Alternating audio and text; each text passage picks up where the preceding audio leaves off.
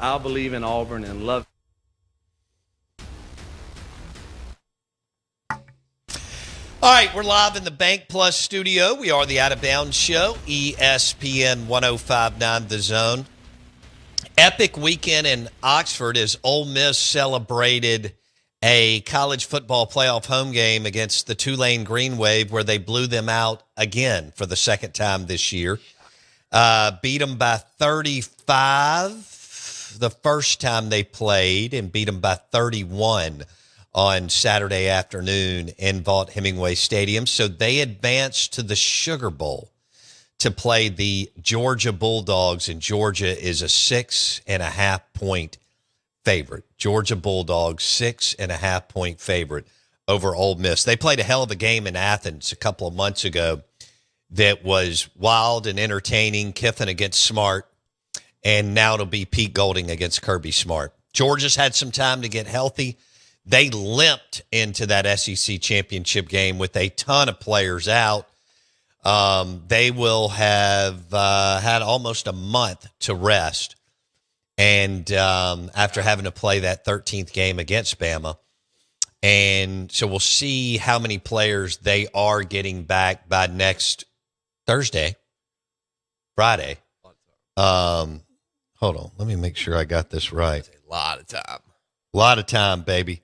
Next Thursday, New Orleans and Ole Miss and Georgia. So you still got a week and a half to get healthy and so on. Lacey looked a little bit banged up, but it didn't look like anything that would keep him out of the game. But he did go out twice. He got drilled once, went out, and then got drilled again and went out of the game. But I would think in 10 or 11 days that he should be okay. And then we had some of the assistants that coached in the game go back down to Baton Rouge yesterday, Kevin Smith and so on. And that got people all hot and bothered because now we track assistant coaches. You cannot make this up. We used to just track head coaches when I started. Then we started to learn about all the offensive and defensive coordinators' names. You have to do you realize in 2003, when we started the show, we didn't talk OCs and DCs? Not really. Wow. I mean, it was occasional. Now you know every single OC and DC in the conference. I mean, we talk about Clayton White at South Carolina. Good Lord. Right? And Chip Lindsey just got hired at Missouri as the offensive coordinator getting out of Michigan after everything that's happened. Wow. And, of course, y'all know, we talk about Golding or Coleman, in different ways. Coleman Hutzler had no business being a Power 4 defensive coordinator, but he got to do it for 2 years and make $1 million a year and then get paid out another $1 million. Although I guess maybe that's mitigated against his Auburn salary, so maybe it's not near as big a hit. I would think he's making at least $500,000 plus at Auburn. I think he's the edge rushers coach, Coleman Hutt. He didn't believe in edge rushers at Mississippi State because they didn't have one the last 2 years. But now he's going to be – this is incredible to me because in his defense, he didn't believe in edge rushers, and then he's going to be an edge rusher coach for Auburn University under Alex Golish, the new head coach at Auburn. But more importantly, the DJ Durkin, again, going back to OCs and DCs that we like to talk about. DJ Durkin stayed at Auburn as the Auburn DC's a hell of a coach. But Ole Miss blows out Tulane, celebrates big, packs the stadium, and they had a big day. The closest game of the day was the defensive battle at A&M between A&M and Miami. Wow. Two, stingy defenses or offenses that didn't do what they wanted to do, whatever you want to say. Ole Miss blew the doors off of Tulane and Oregon and James Madison, even though James Madison scored points in the second half, was a snoozer. So that's where we are. And y'all know the night before that Bama came back from 17 down and beat the Oklahoma Sooners. So we are the Out of Bounds Show, ESPN 105.9 The Zone. I'm your host, Bo Bounds. Jay Meadows with us. Have you hold on. SEC Insider Hit this morning is brought to you by Farm Bureau Insurance. Bundle your auto and home and save with your local Farm Bureau Insurance agent. Competitive rates are powered by Farm Bureau Insurance in any of the 82 counties in the state of Mississippi. Let's see. Revealing whether he commits. What? I don't know what Nick is talking about there. I have to flesh that out. Before we get into some Pete Golding audio, Drew in Atlanta coming in hot on the Golden Moon Casino text line. 601-885-3776. Bo, LSU is so far in Ole Miss fans' head, it's crazy. All right, so Drew in Atlanta is a big LSU fan. Do you agree or disagree with that? What's your reaction to Drew in Atlanta's text? Bo, LSU is so far in Ole Miss fans' head, it's crazy. Your reaction on the text line, 601-885-3776. And it was really Pete Golding weekend. Yeah. Golding he pulled the perfect opponent, someone that's shouldn't have been in the college football playoffs, and someone that you have like 3 times more talent than, that doesn't recruit in the top 80. And you smoked Tulane. Yeah. Dominated them in every facet of the game. Shocker. And of course, in the line of scrimmage, there was that's where everything starts and finishes. And as far as getting primitive, you absolutely dominated Tulane. You could watch the line of scrimmage even for just a play or two, because we like to watch the quarterback and running back and receiver. You could watch the line of scrimmage and go, they don't even come close to having an answer. And so this is all right, let's get into our Pete Golding stuff. Golding is so much different than Lane. They are night and day. Golding is the Louisiana, Mississippi, Southern boy, hunter, fisherman, talks with the twang, talks fast, has the accent, all that. And Lane was Mr. West Coast hot yoga pickleball sushi. Golding is fried pork chop, tons of gravy, deer camp, don't shower for 3 days, come out with a dip in your mouth. Yep. All right. Golding would there's not a cafe that he couldn't walk into this morning in Mississippi as forks and knives and spoons are hitting the plate. People are talking about the holidays and football and all that. And they're getting into their scrambled eggs and hash browns and biscuits with honey and gravy. There's not one cafe that he couldn't walk into and work the whole room. Lane Kiffin would rather have triple bypass surgery than walk in a awesome cafe in the state of Mississippi and have to ham it up. No doubt. He would rather have quadruple bypass surgery than do that. All right. Also, y'all are commenting on Johnny Manziel no showing on game day after going to the fight over the weekend. That should not surprise anybody. Nope. Where Manziel, he doesn't get it is that was another big platform for him to actually show up, right? Get seen, yep. Be seen by millions of people, and maybe he's got his own merch, wear his own hat. Right. Just those little things. Marketing. Could have sold another 12,000 hats at Manziel getting a kick of whatever, $10 per hat. Could have missed out easily on 100,000 in merch sales, and he couldn't do it. So he was at the Paul Anthony boxing match in Orlando the night before, which ended tough. Yeah, tough. Did you watch it? Oh yeah. What made you watch it? Mackenzie wanted to watch it. Oh, okay. Yeah, I have no idea why, and I told her what would happen. Okay. And I told him he was going to break his jaw because that's a real mammoth of a human, and it is. That dude's 6'6", 245. That's an edge rusher, baby. Yeah, that's Coleman Hutzler edge rusher. That's a Coleman Hutzler edge rusher. Coleman Hutzler, the official edge rushing coach How did that happen? for the Auburn Tigers. Never recruited or identified an edge rusher for Mississippi State the last 2 years. Just didn't believe it. Who needs an edge rusher? No. Who needs to put pressure on the quarterback? Nah, Okay. not us. But now gets hired. I don't know how.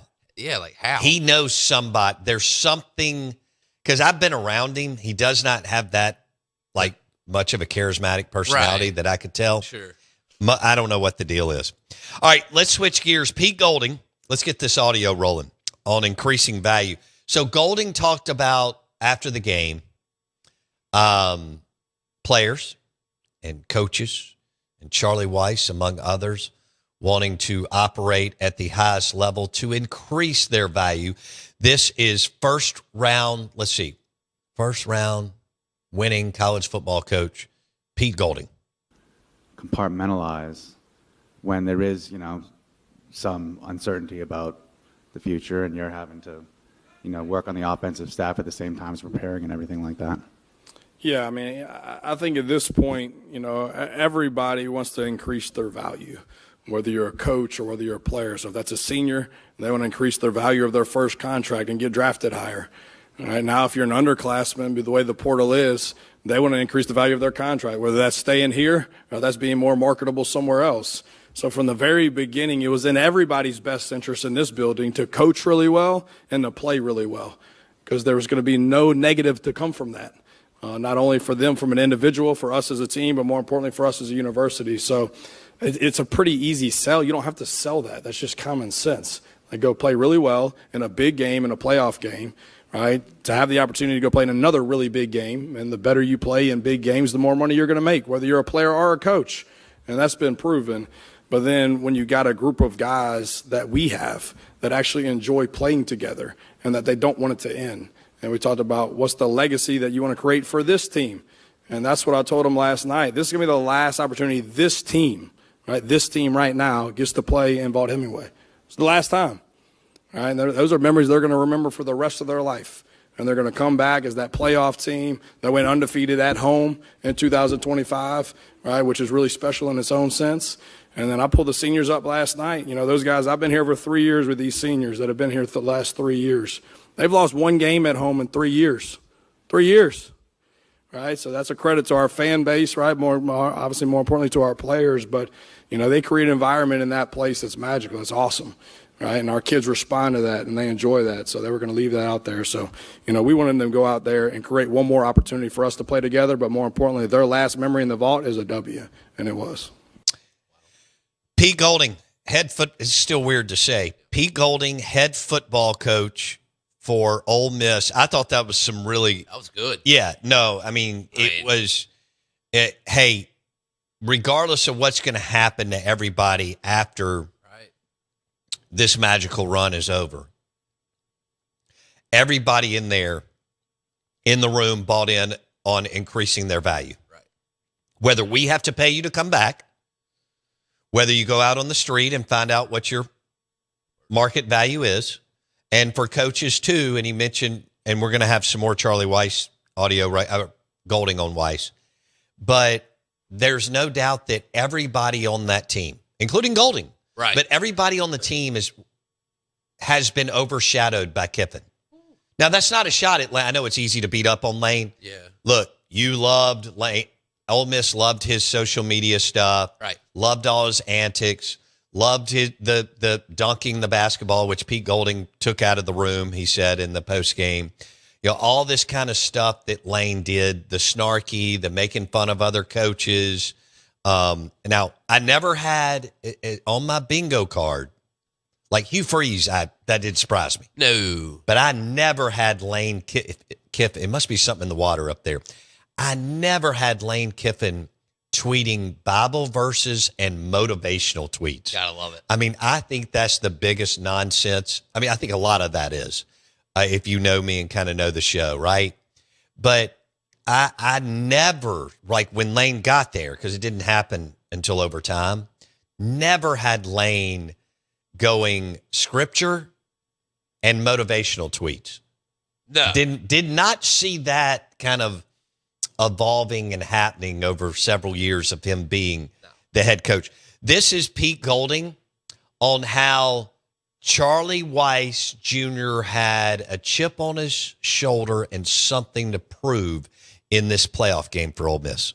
Hey, Pete, Charlie and the offensive staff have had a lot going on the past couple of weeks. Just how did you notice them handling the game plan and everything this week? I had zero concern with Charlie Weiss calling this game for this one reason. Charlie Weiss could not afford not to call a hell of a game. All right, all he's heard, right, his whole life, Lane Kiffin's office, Lane Kiffin's office, Lane Kiffin's office. So this is his one opportunity, right, for people to realize Charlie Weiss calls the offense, right, just like he's done all year, and he did a great job of tonight. So I had no concern on that because the last thing Charlie wanted to do is come out here and lay an egg, all right, because then whose offense is it? Yeah, you be writing about it. Whose offense is it? That's right. Did you say his name? Whose offense is it? Okay. No, you just said Kiff's. Yeah. Because he didn't score any points, so Kiff wasn't here. Right, so then now Charlie doesn't call the plays. So Charlie does a great job, and there was a zero concern with him. Like I said from the very beginning, he didn't get on that plane with any doubt that he was going to coach us in the game because that's who he is. All right, so he did a great job. All right, that's some really good. He's good. I mean, yeah. Oh, look, He's great. Pete's doing a good job. Yeah. I give it to him. Behind the podium in front of the media. I mean, he's just kicking it. Just like he's on the back of a tailgate, smashing a barbecue sandwich and having a cold Budweiser. But it's house money right now. Yeah, well, and you could not have opened up with a better game. No, I mean you're 3 to 5 times better than Tulane. Right. Okay, and so everybody's excited, puffing out their chest, and so on over the win over Tulane, 41-10, in which it was over at 14-0. Right. Well, it was over for the game. But it was really over in the first minute. Ole Miss scored, and then Ole Miss scored again, and it was curtains in Oxford. It was just time to celebrate and have beverages and get ready to play the Georgia Bulldogs, not this Thursday, but next Thursday in New Orleans in the Sugar Bowl. And then you get another rematch. It's crazy that you pulled a team that you played in the regular season in round one. Oh, wow, yeah. And then in round two or the quarterfinals, you pull another team that you've already played, but that was a hell of a game in Athens. Georgia versus Ole Miss. Ole Miss really had their way for 3 quarters, and then Georgia just flipped the switch, 17-0 run, and dominated the fourth quarter to take the game because it really looked like it could have gotten away from Georgia earlier in the game. So that was Pete Golding talking Charlie Weiss. Res Dog says, I like Pete Arnett cursing on live TV. Hashtag Deer Camp guy. Yeah. Look, here's what's funny how this has changed. So again, Lane was surfing West Coast or Boca Raton, not Mississippi, not Oxford. Lane's hot yoga, sushi, doesn't give a damn about hunting or going into a cafe this morning and hamming it up with good people about the weather and Christmas and football and whatever's going on, But you know what? We now have 2 coaches in the state. We just had 2 that were polar opposites.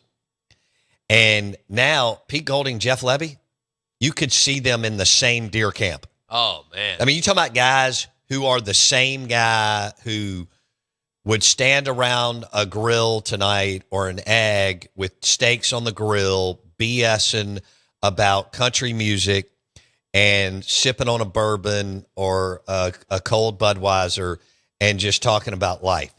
Pete Golding, Jeff Levy. Hard. So we went from hot yoga, LA, Manhattan Beach in, Salt Life sticker, all that in Lane, to 2 guys who look like they have an awesome deer camp in the Mississippi Delta and get to hang out there together 25 times a year. Golding and Levy are the same guy. Man. Now, are they the same coach? I don't know. Obviously, Golding has he's stepping into a much better situation. He's got more experience, and he's got a school that's more committed, in what they want to do. Do we have the Trinidad Chambliss? This was interesting and funny. I don't know if you saw Chris Doring's face with the SEC Network. This is Trinidad Chambliss after the first round win over Tulane. There was a time in summer that I wasn't going to be at Ole Miss because the credits of Fair State. Their accreditation at Ferris State wasn't good enough for Ole Miss education, I guess, but they found a way. All the academic advisors, chief specifically, he's our academic guy, like athletics. They found a way. They were calling, all the majors and whatnot, trying to figure out like what we could do for me to get here. And they did it. And props to them. And I got to give credit to them because this would all have been not if it wasn't for that. And no one really knows about that, so it's crazy. There was a time in the summer that. All right, that was Trinidad Chambliss, the new superstar quarterback for Ole Miss, talking about how he got to Oxford. They're committed to winning. Yeah. It's you do whatever it takes to win games, and there are no rules. None. And break them. Yeah. And do what it takes to get players on campus. Yeah, ask for forgiveness. That's right. Did you see Chris Doring's face when Chambliss was talking about whether or not he was going to be eligible at Ole Miss? There ain't no hiding it. His face, I mean, they can't hide it. I text Doring That's quite humorous. about it. Yeah. Let's see how Trinidad was 23 of 29 for 282 and a tutty. What do you think? It's all right. Austin Simmons 4 of 5 for 64 yards. Good for him. That's next year's quarterback. I wonder where. I don't know. I mean, Joe Judge loves him. Well, he'll be One thing about Austin is, he's got skills. We'll see how good he's going to be. Right. He doesn't have close to the mobility of Corral, Dart, or Trinidad. So while he can move, again, he's not a statue in the pocket. He does not move, nor does he want to run like Trinidad, Dart, or Corral. Baseball player. And Ole Miss has been smart, continuing to play dual threat QBs. Mississippi State hasn't had a dual threat QB since Nick Fitzgerald. Of course, Garrett Schrader was on his way, but that didn't work out with the coaching change. So Ole Miss has stayed with that model, which is the model to win this day and age. Having a playmaker who can escape trouble in the world of football is the way to go. If you don't, you better be damn good around him if you've got a partial statue for that matter. Hey, good morning. Welcome in the Golden Moon Casino text line, 601-885-3776. We got to give away the rest of the stuff. We've got 11 bags packed for listeners. So let's put together one last Christmas giveaway before we get out of here for a while. We're live in the Bank Plus studio. The show is brought to you by Farm Bureau Insurance. Bundle your auto and home and save with your local Farm Bureau Insurance agent.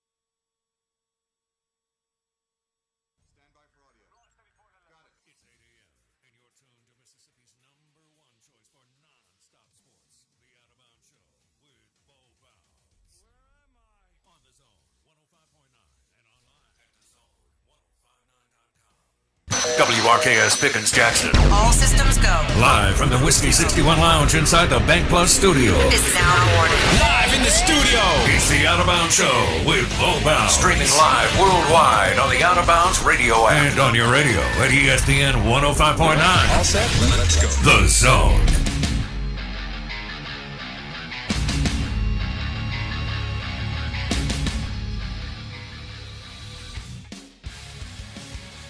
Woo! All right. Show me the money! Good morning.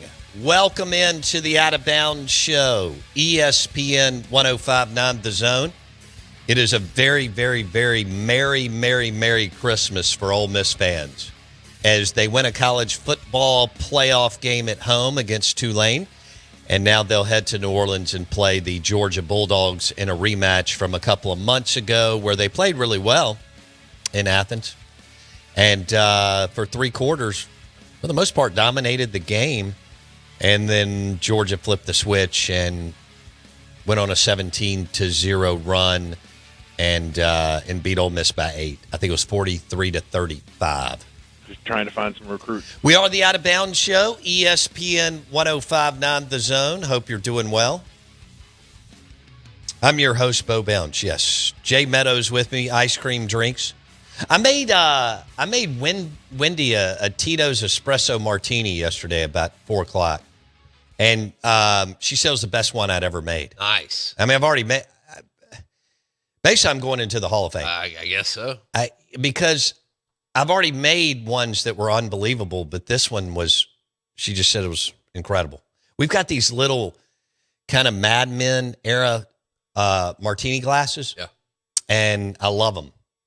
And so, boom, I crushed it. What do you think about me coming back in 2026 as a Hall of Fame bartender? I mean, maybe even make a guest appearance at a local establishment. I'd love to do that. I would love to bartend one night at. I bet we can make that happen. That'd be fun. I know we could. That'd be a ton of fun. That'd be our remote. Oh, yeah. We can make it a remote some way, somehow. Okay. You'd have to YouTube me. Yeah, there we go. Making a YouTube only Tito's espresso martinis and old fashions. I think maybe we need to do that anyway and send in a highlight reel to get you hired for a night. Oh yeah, I like that. I need a highlight reel. You know, we're going on a trip later in the week, so maybe I should practice where we're going. There you go, and then bring back the skills. Yeah. Kind of like Trinidad Chambliss playing quarterback. Right. Bring back my skills as Bo the bartender. But because you were the one that came up with that segment. We did it a couple times in the fall, but I think we almost need to do it. Yeah. Commit to doing it once a week in 2026. At least. Bo the bartender. Okay. I mean, it's what you know. It's what I know. We are the Out of Bounds Show, brought to you by the amazing steaks and, Tito's Espresso Martinis. At Kessler Prime in the Renaissance, KesslerPrime.com to make a reservation. Steak, seafood, awesome experience. Jay Meadows has been there several times. Yeah. Kessler Prime in the Renaissance. Bo, all right, let's go to the Golden Moon Casino text line. Bo, are you feeling casseroles this week? I am. I woke up this morning, I got in the shower, and I started thinking about casseroles again. Which one? Y'all love to give me a hard time. I mean, there's got to be one that comes Well, I want like a real soupy asparagus casserole with quadruple cream of mushroom, whatever it's called, base or soup, this week. That's what I want. That tastes like a 1982 funeral home. Yeah, I don't think food. That's exactly what I woke up this morning and first thing I thought of was Ole Miss is playing Georgia in the Sugar Bowl, and then the second thing was celebrate. Give me a real soupy asparagus casserole. Knock it down. Yeah. That's terrible. Yeah. We're doing beef tenderloin, so I'm good with it. That's a win. For both Christmases this week, that is a win. That's a win. Yeah, no doubt. Are you going to be doing any cooking? I don't know about no cooking. I don't know about all that. Come on. You need to be the official chef of ESPN 105.9 The Zone. That's a tall task. You got to cook like some, even just some crispy bacon. I mean, could you handle that? We'll cook something. I got to figure out exactly what we're doing, but yeah, we'll cook something. Okay. It'll be easy, but we'll do it. All right. Like, see, I can do bacon wrapped green beans because it's not a casserole. Right. Oh, yeah, we do that. I can do butter beans. All That's day. not a casserole. Love that. Wendy actually made butter beans yesterday. They were love butter great. beans. I bought them from the farmer's market in Canton, and she found them, and she cooked them or whatever. They're pretty much ready, but she put some bacon in there and all that, and that was fabulous. I'll tell you, had some good ones. Who? Over the weekend, Martin's. Oh. Yeah, they were good. Martin's. Crushed it. Downtown in Martin's in Livingston. Beautiful blue plates. Smashed them. Yeah. I was going Redfish Kathleen. Oh. It's the go-to, man. Whoa. It's the best thing they got on the menu. Yeah. Yeah. Top notch. All right. The Golden Moon Casino text line, 601-885-3776. Twitter X at Bo Bounds. And the Stella Artois caller line is 601-707-3750. We're streaming live on the Out of Bounds radio app and the zone1059.com. Do want to let you know, let's see. No, I got this right here. It's the top pizza day of the year is coming up. Did you know that? Did not know that. The top pizza day of the year is coming up in less than 2 weeks. Interesting. A study looked at Google search data and found we're most likely to crave pizza on New Year's Day. Really? Super Bowl Sunday is next. I buy that. Okay. This is Vegas Insider. Okay. National Pizza Day isn't until February, but the day you're most likely to crave pizza is less than 2 weeks out. Well, if you're New Year's Day, which is the day Ole Miss is playing Georgia. Oh, that'd be a big pizza day. Kirby Smart against Pete Golding, which are also a lot alike. Yeah. I mean, they're beer, barbecue, hunting camp. No doubt. Boom. The site Vegas Insider looked at Google search data to find the top days of the year we crave pizza the most, and New Year's Day is number one. It goes on to say everyone is hungover and no one wants to cook. That makes sense.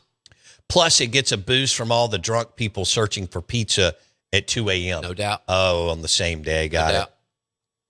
The rest of the top pizza days, by the way, we're talking pizza brought to you by Taste Italian Kitchen. I got a good pizza. And their wood-fired pizzas, Taste Italian Kitchen in the Renaissance and Taste Italian Kitchen in Starkville. And there's soon to be several more opening in the Southeast, which is exciting. All right, let me go through these. All right, the rest of the top pizza days fell on a Saturday or a Sunday. Of course. Top 5 pizza days in 2025 were New Year's Day. 2, Jackson, was Super Bowl Sunday. Okay. 3 was February 15th, the day after Valentine's. I guess so many people go out. Yeah. They're like, the hell with it. We'll DoorDash, I guess. Uber Eats. Number 4 is March 15th, right before March Madness. That does not surprise me at all. NCAA tournament, all right, but you got a bunch of conference championships. And then March 29th during the Elite Eight. Boom. Okay. I think they would be surprised at how many people in the Southeast cook on New Year's. They would. Guys fire up the grill, the smoker, and the egg. I think in major metropolitan areas, New York, Chicago, L.A., Phoenix, That's right. da-da-da-da-da, then, Denver, Yeah. they're going to order pizza. Yeah. Of course, we have even more options today, but they have options. They don't just have to get Domino's or Papa John's. They can actually get like gourmet, high-quality pizza like Taste Italian Kitchen.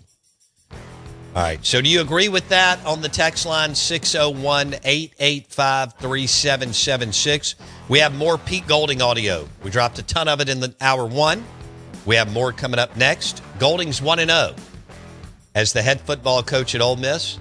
They beat Tulane 41. They dominated Tulane 41-10 in Oxford. They'll play in the Sugar Bowl against Georgia. Not this Thursday, but next Thursday.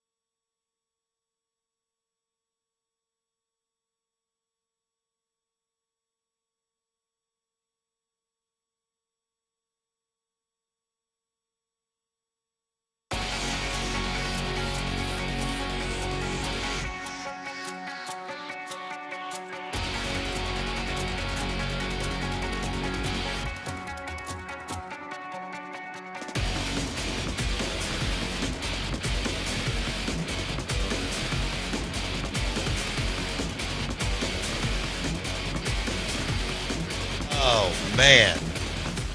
Woo! We ain't going nowhere. That's what Ole Miss is saying. We ain't going nowhere. Man. Anti-Lane, pro-Pete Golding weekend.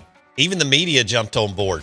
We are the Out of Bounds Show, ESPN 105.9 The Zone. Ole Miss with a college football playoff win. They'll advance to the quarterfinals against Georgia and Kirby Smart. So you've got two head coaches that were defensive coordinators under Saban. Right? This is ESPN 105.9 The Zone. Kirby Smart was there forever. To be a defensive coordinator that long under Nick Saban and be able to take that, holy smokes. I mean, it was really impressive. I know it was at the height of them being 2 and 3 deep, but damn. And then move forward a few defensive coordinators, and then Pete got the job. He was at UT San Antonio, was hired by Nick Saban, Pete Golding. And then Pete was there for a red-hot minute, had some success, and decided that wasn't for him. And Lane calls. That was a really, really good duo and team. Lane left him alone, and he understood what Lane wanted. They've had success, as Pete Golding talked about. And we're going to drop some more audio here, or again, that we dropped in the first hour, as Golding talked about throughout the week, but after the game, the ability to get his players focused and explain to them, hey, you're creating this is so they have been so ahead of the curve. Mm-hmm. You know, creating value whether you're here or on the market. And I mean, they didn't just embrace it, man. They jumped in the deep end and mastered it. Yeah. And so my point is, Pete Golding and Kirby Smart spent time under Nick Saban. Kirby spent several years. And now they're two head coaches, defensive-minded, defensive coordinators, who will go head-to-head in New Orleans, in the Caesar Superdome, Ole Miss and Georgia. Pete Golding against Kirby Smart. Still weird after how many times we've said Lane Train or Kiffin or Lane. And Lane, you know, he owned it. He owned all the oxygen in the room and everything. He's won big. He set the whole thing up. He understood the model long before anybody else embraced it. And it really wasn't that hard. But anyway, it goes to show you kind of where sports and college administration is, because 90% of the people couldn't pivot and figure it out. I mean, it was, I guess people in the private sector like us and you listening could understand it right off the bat. I mean, it was never hard or complicated. No. But Lane looked at it quick. I mean, it probably took him maybe 10 to 30 seconds to understand, you know, as soon as he saw what was coming down, and said, yeah, we're in. We'll embrace it. And Keith Carter and Glenn Boyce jumped on board, and they got those first 10 to 20 alums on board. And then where Ole Miss has really made hay is the people that make like $150,000 to $600,000 a year that you wouldn't say are ultra wealthy, but you would say what they did is they got all those guys to give $5,000, $10,000, $25,000, and they just mined that group, which was brilliant on the fundraising side, where you've got others who are only focused on the top 1% or 5%. And eventually those people, they're not tapped out, but they get tired of getting hit up. You do need your lead dogs, 10 to 20, 20 to 30 of people that have built extraordinary wealth. But where Ole Miss hit was the people that can give $5,000 to $30,000 a year.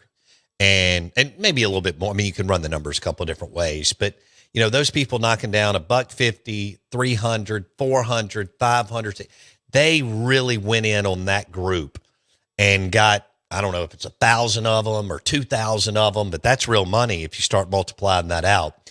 And when they laid that out and really went head deep into that model, and their fundraisers really, I mean, I got friends left and right. They really cultivated that 30 to 50-year-old, maybe 55-year-old group, but maybe 35 to 55. They made it cool to be a part of the collective. And then they do a bunch of things with them throughout the year. Poker tournaments, duck hunts, happy hours, and so on. And they went all in. And once they got that first core group of 50 to 100 guys that I'm describing, then it went to 100 to 150 guys, to 200 to 300 to 500 donors of people who were making, they didn't have to be worth 20, 50, 100 million, 200 million, but people who made, six figures, well into six figures. And they were like, yeah, I'll give 10,000. I give 20,000. That's where they hit their lick after they went and got that first run of really, really high level donor. And then they created their model and their plan. And then they just continue, that's what you do in business as far as upselling and so on. But once they got that group and it became the cool thing to do, then they just added to that group of kind of 30, 35 to 50, 55 years old of people making, like I said, 200K, 300, 400, 500K that can give 10, 20, $30,000. And you had some other universities who had, alums who were worth 10 million, 30 million, 50 million, who wouldn't give a dime to their collective. Now you're seeing that change. And now with rev share, you can just point and click. Athletic administrations can just be like, we're transferring millions and millions over to the payroll to pay for players. This is what led up to the huge weekend. And they were talking about it being a $75 million impact in Oxford. This is what led to the big weekend in Oxford at Ole Miss hosting a college football playoff game, is what I just described. Right. Because that's really where you have to go. I mean, yeah, you want 10, 15, 20, maybe plus really wealthy people or families to be in and be involved. But if you notice, Ole Miss isn't the only one. There's another school that really got into the people who are making $200,000 to $600,000 a year, maybe a little bit less, that are willing to give $5,000 to $30,000 a piece. And you can structure that monthly, quarterly, whatever. And that's where, and then they created the buzz, which more people wanted to join kind of the private club. Yeah, man, that's what it was. Okay. Yeah. And that was brilliant. Yeah. The Golden Moon Casino text line is 601-885-3776. All right, I got to give away the rest of this Tito's Christmas swag stuff. So we've got 11 bags. I don't know if I'm going to give them all away, but definitely do 7 or 8 more. I mean, we've been on a roll. We've been averaging 10 winners a week for a while. And so here's what we're going to do on that Out of Bounds roll call. I'll make it simple. Are you listening on 105.9 The Zone or streaming the show? Where are you listening from? And are you more of a, do you go crazy when you're opening gifts? Not really. Really? Nah, I mean, I'm actually kind of neat with it. Okay. I don't like ripping up the paper, like to be, I guess, clean with it. As clean as possible. Okay. I guess there was a point in time where I just rip it and throw. Probably. But all right, so the third one is, what are you looking forward to eating this week? That's easy. Yep. So 3 questions on the text line. That's how you enter, and you could win Tito's swag bag. 601-885-3776. Are you listening on 105.9 The Zone or streaming the show? Where are you listening from? And what are you looking forward to eating this week? The number one thing. If you want to give me a little bit more on the text line, that's fine. But we got to give these things away. We'll be back in a second. Tom Luganville at 9:30.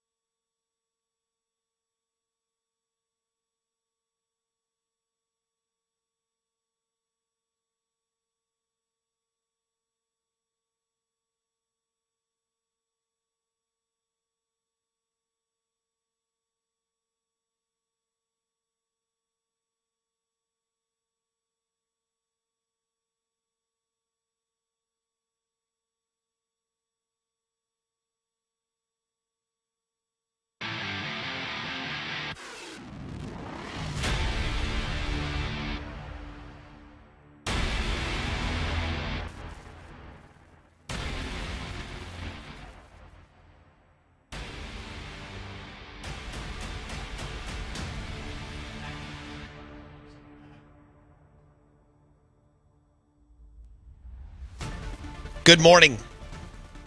The Out of Bounds Show, ESPN 105.9 The Zone. We have a saying around our place, we eat off the floor. And if you're willing to eat off the floor, you can be special. I don't think there's any doubt that Kirby Smart and Pete Golding are eat off the floor guys. Deer camp, muddy, a good dip, cold beer, a little bit of the barbecue sandwich on your camo. Oh, yeah. You got Definitely you got a really, really, really good pulled pork sandwich. It's getting all over your fingers. Yeah. You're just going to wipe it with your sleeve and then take a swig of cold beer. That's Pete Golding and Kirby Smart. Yep. And Jeff Lebby. He's just not in the college football playoff yet. We're live in the Bank Plus studio, Out of Bounds, ESPN 105.9 The Zone. Brought to you by Farm Bureau Insurance. Bundle your auto and home and save with your local Farm Bureau Insurance agent. Congratulations to Ole Miss for doing what it takes. And committing to winning. All right? It's a win at all costs league and a win at all costs sport, which is basically everything. Right? College football, college basketball, college baseball, women's hoops, whatever.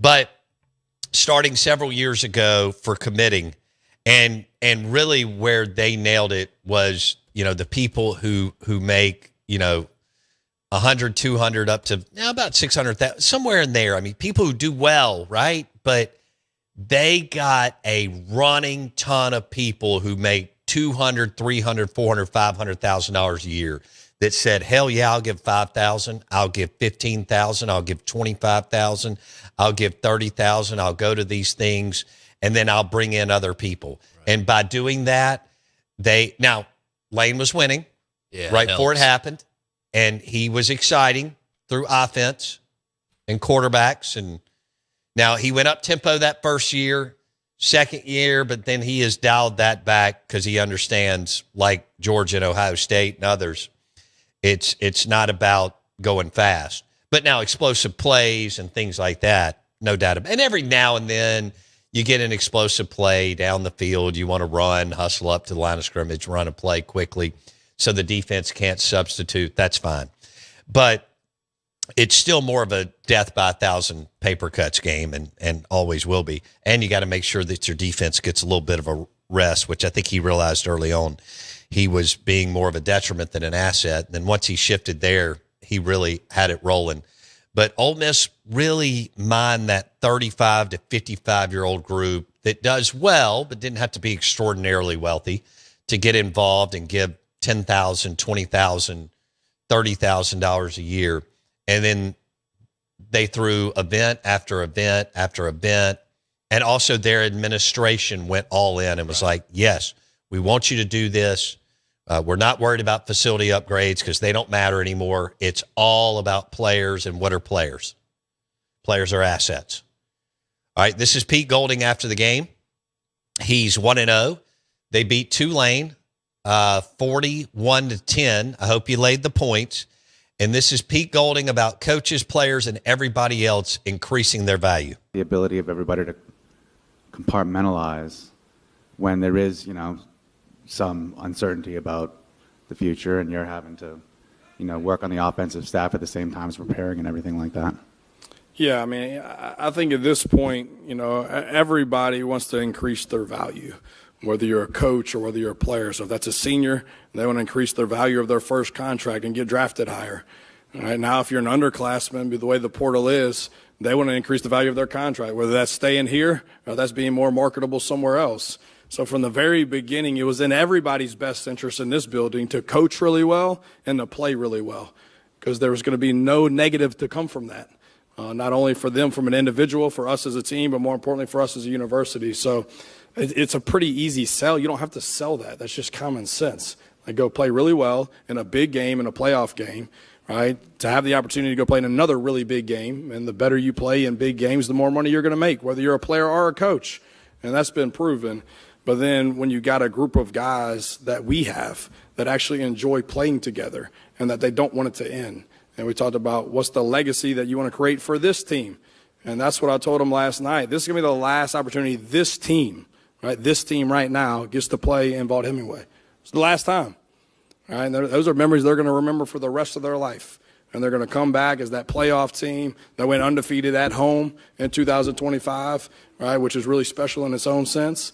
And then I pulled the seniors up last night. You know, those guys, I've been here for 3 years with these seniors that have been here the last 3 years. They've lost one game at home in 3 years. 3 years.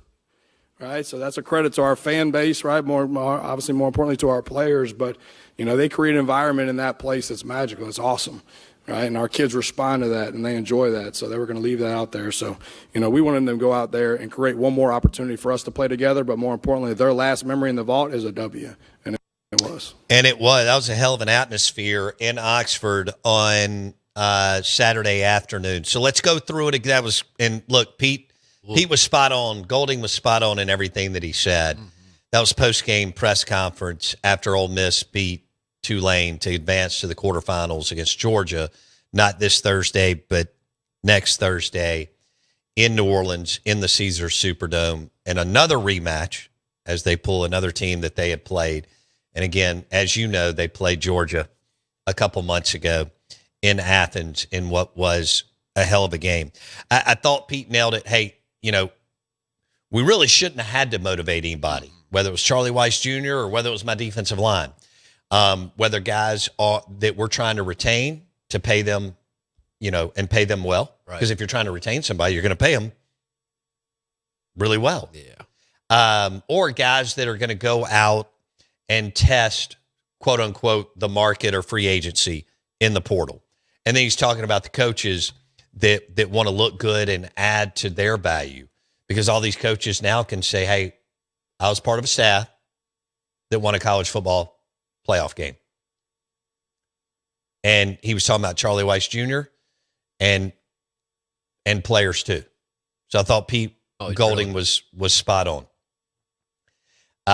It was. And Lane did not stop tweeting over the weekend about now his LSU Tigers. Maybe he'll be in a suite.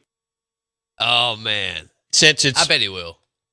Since it's 60 miles down the road and all of you have driven it from Baton Rouge to New Orleans, maybe Lane no doubt will be in a suite for the game. Surely. Or will they bring him in as some part of the telecast? Yeah. I don't know in which way, shape, or form, but will Lane get some other than Twitter? Right. Will Lane get some TV time or FaceTime? I feel like he will. It'd be interesting to see what we do here. He's beaten Kirby. He did last year. He beat him last year. At home. He knows Pete Golding. Quite well. So, yeah, you could bring him on in an analyst role to no doubt talk about both Ole Miss and Georgia because he's familiar with both. Yeah. They played Georgia the last 2 years, went 1-1. Right. And then, of course, he knows Pete Golding because he hired him and hung out with him. Not that Lane really hangs out. No. As one assistant coach said, who's been with Lane for a couple of years now. I don't even know him. But I can tell you this, the defensive players definitely know Pete Golding. Right. While Lane didn't cultivate relationships outside of the quarterback and maybe another skill player, I know there's this debate over Lacey staying at Ole Miss or going to LSU. But while Lane did not and was not going to cultivate relationships with players, as Jonathan Mingo said to people here, I don't know him. I mean, he walks past me in the hall and doesn't say anything. Yeah. But now he was going to know his quarterback. I mean, Lane looked more of an NFL approach. Yeah, I work with Matt Corral, or I work with Jackson Dart or Trinidad Chambliss. But he's not going to cultivate relationships with offensive linemen for the most part, or damn sure not on the defensive side of the ball for the most part. Kind of leaves that up to the quarterback. Yeah. Leave it up to them. Oh, okay. They can handle it. As Okay. long as you get you the right one and get him groomed correctly and let him handle business. I like that. He ought to be able to handle it. Okay. Or you can do both. You can actually cultivate relationships with players so that when it's borderline, if they're going to leave, you have that relationship sometimes to bring them back in and convince them to stay with whatever team you're on. Don't hurt. Right. If he's a part of that telecast, that's going to be humorous. Oh my God. Will Lane be some piece of the puzzle as we lead up to the Sugar Bowl, because he knows Ole Miss and Golding. Yeah. And he knows Georgia and Kirby like the back of his hand. Yeah, he's had to prepare to play Georgia the last 2 years and has done very well. Yes. Now, Golding won him the game last year. Okay. Sure. I mean, the one in Oxford, Ole Miss dominated a Carson Beck offense, Georgia team. They couldn't do anything. This year,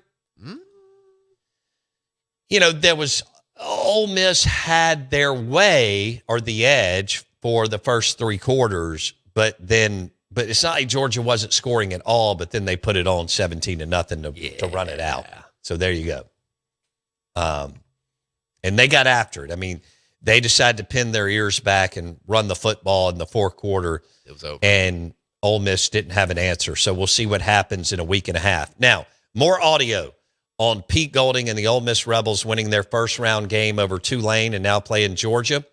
Pete talked about Charlie Weiss Jr. and why, hell yeah, he was motivated to call a good game.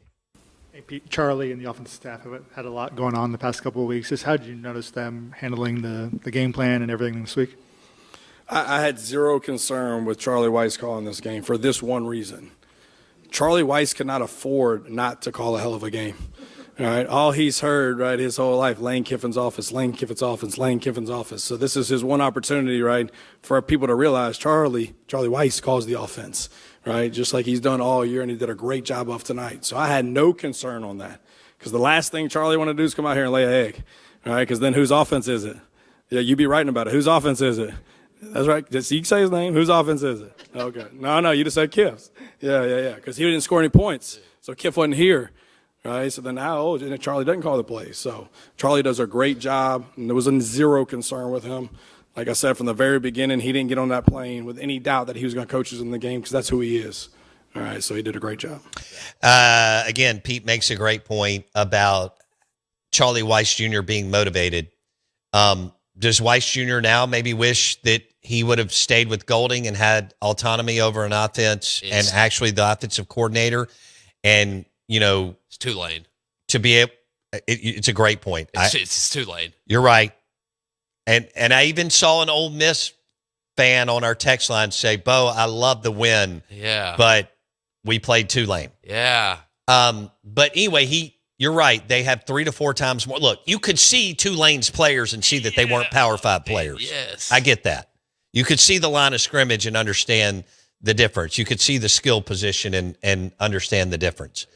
But I understand Golding making the point that, hey, Charlie Weiss Jr. wanted to prove a point. Sure. Lane is still tweeting out motivational tweets this morning. About 3+ hours ago. I can't read the whole thing because it's probably a paragraph. It's 2 paragraphs. Yeah. But he's still on a roll, and he also quote tweeted Kermit Davis Jr. this morning, former Ole Miss basketball coach, who wished someone in his family happy birthday, and Lane Train quote tweeted it with a heart. That's awesome. Yeah. So, and he's still quote tweeting Ole Miss accounts left and right. Is he doing that out of love and because he has some sort of connection and relationship? Or is he doing that because all he knows to do, according to this New York Times article and the Athletic article that we referenced all last week, in which several people from Oxford were quoted, he just lives for trolling. He capitalizes. It's like he's a super, super smart 17-year-old. Yeah, real smart.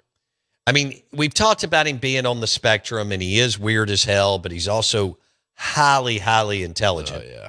And we know what else he does. Great play caller and great evaluator.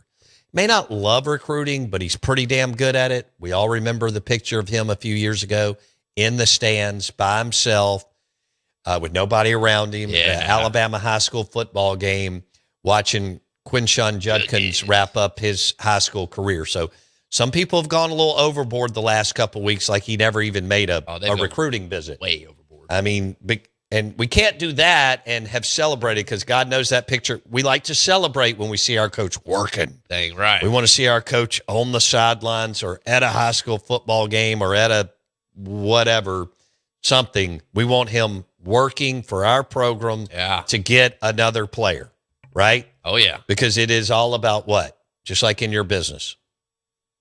Assets. Recruiting. That too. / assets. Yes, recruiting assets. That's the deal. And now he doesn't even have, will they have to work hard? Yes. But man, that LSU brand and that LSU pullover makes it a lot easier. Good. Man, they get to kick back.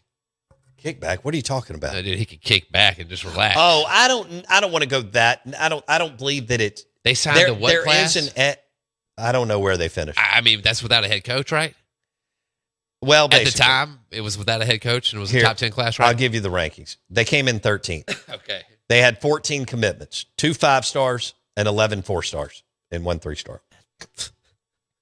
So really it was a numbers game for them. Had they signed 20 players, they'd probably finished 6th. Yeah. But he's leaving a bunch of spots open. Oh, yeah. As you can imagine. True. Lane and Billy Glasscock are going to be heavily Portal Kings involved. But so is Ole Miss. Yeah. Mississippi State and many, many other schools. Wait, he didn't finish number 1 this past year, even though they went 12-1. In fact, I think LSU climbed it. And I don't remember who at the end of the Texas Tech. Yeah. I can't remember if Cody Campbell and the billionaire at Texas Tech or LSU, they kind of went back and forth, but Ole Miss was in the top 5. Oh, yeah. LSU finished 1, I believe. Okay. Yeah. So Austin Thomas, who's now going back to Ole Miss. Yep. So let me walk you through this. Austin Thomas was at LSU. Then he was at Ole Miss. Then he was at LSU. Now he's going back to Ole Miss. Love it. May have missed one team early in that little sequence where he was, but we know that he has been in Baton Rouge and Oxford back and forth. And Lane, I think Lane, the irony, right? I think Lane was upset that Austin Thomas, general manager, left the nest and Kelvin Bolden. So now they're going back to Ole Miss to join Pete Golding's staff. Somebody was a little hurt. Somebody's feelings got hurt out of all that. Moose Dog says Georgia scored every time they had the ball in the first game. Tulane and James Madison got their participation trophies. Yeah. Now on the real teams. I couldn't agree with you more. I mean, the Ole Miss game was a snooze fest. If you're an Ole Miss fan, it was great. I understand. And the Oregon game was a snooze fest. Yeah, they didn't play ball. And the ratings will tell us that. And going against NFL will be interesting to see how that looks. Now, the night before, heater. Bama and Oklahoma was wild. Yes. Absolutely wild. And you didn't know which way that thing was going to go. And then Bama gets that pick 6. And you're like, oh, which way? No, how is this going to go now? Oh, yeah. And give Bama credit. They got punched in the mouth. And Oklahoma was going crazy. And they're loving hosting a game like Ole Miss and the others that hosted. And they're thinking, oh, my God, we're going to beat Bama. We're going to beat the University of Alabama 3 times in a row. No doubt. And then Bama got that mojo back. Oh, yeah. And they're still not, they are a shell. It's still hard for me. Not hard. That's not the right, because I don't care. I don't feel sorry for Bama, obviously. It's hard to wrap your brain around what they did from 2008 to 2021 and how they looked and how they were built pre-NIL and how they look now. Light years. It's just crazy. You still have Michigan fans that believe that they can poach Kalen DeBoer. What? Who? How? It's dead. Well, bro. his family's from some long word county in, I don't know if that's where Ann Arbor is or right beside it, but his family is from that area. Now, great. when you're making $10 million in I love when we do this, and we do this because we're very collegiate. When you make $10 million, you can move your family wherever the hell you want. Yeah. And they don't have to get in the U-Haul or pack anything up. No, dog. They just get to get on a plane and go wherever you are working. That's right. When you make $10 million a year, which is what Kalen DeBoer is making. But it's real simple. His family's from Michigan. Great. That doesn't do anything for you. He's in Alabama. Unless he's just a word I can't use on air. Oh, wow. Yeah, then he would stay. Better job. Bo says, all I've seen in Baton Rouge is Lane Kiffin missing on recruits, players hitting the portal, and Lane running off coaches. Nothing could be further from the truth. Say, what now? They just signed 14 players. 2 of them were 5 stars. 11 of them were 4 stars. Average recruiting star ranking was 93.8. Jeez. Okay? Which led the way along with Alabama on all the teams as far as average star rating. Yeah, they're all right. They're going to be just fine. And, Lane's going to put them in position to go to the college football playoff. Yeah. A dangerous football team next year. And I think it's September 19th next year we get LSU at Ole Miss. They've already had some heated battles. Can you imagine what this is going to be like? Especially Lane will be on the other sideline. Right. He won't run out of the home team tunnel. You think they'll try to trip him? Possibly. He'll be wearing purple and gold. Can you imagine what the tickets are going to be for that game? Man, and the Airbnb? I mean, this past weekend, huge. The Airbnbs were crazy.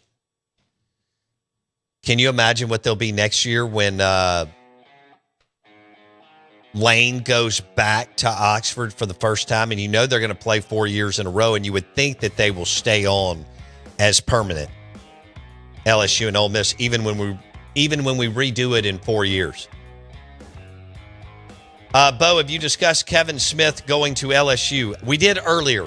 Running backs coach that's been with Lane for 9 years? Florida Atlantic, Ole Miss, and now LSU. Yeah, I saw that whole thing. He's a running backs coach. Frank Wilson to Ole Miss, Kevin Smith to LSU. They all went down there, I guess, to work for a couple of days and come back. We are the Out of Bounds Show. We're driven by your next GMC Sierra truck and GMC Yukon, baby. Fowler GMC, Pearl Brandon. Hit their website right now, FowlerGMC.com.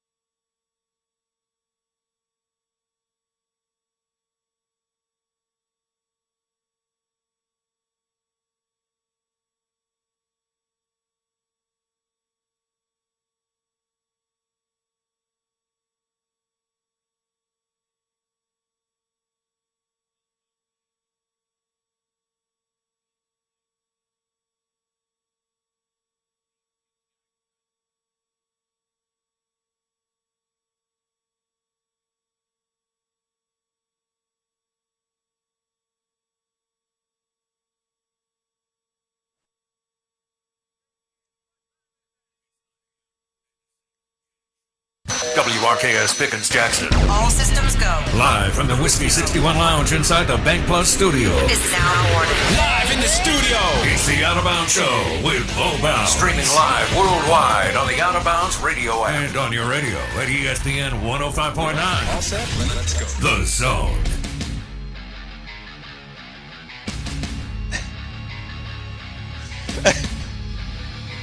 Oh, goodness. They got Muschamp. Will Muschamp. Goodness. Hot garbage. I didn't mean that towards Will. Yeah. We are the Out of Bounds Show, ESPN 105.9 The Zone. We're brought to you by Mississippi Smart Homes, mssmarthomes.com. What a great Christmas present.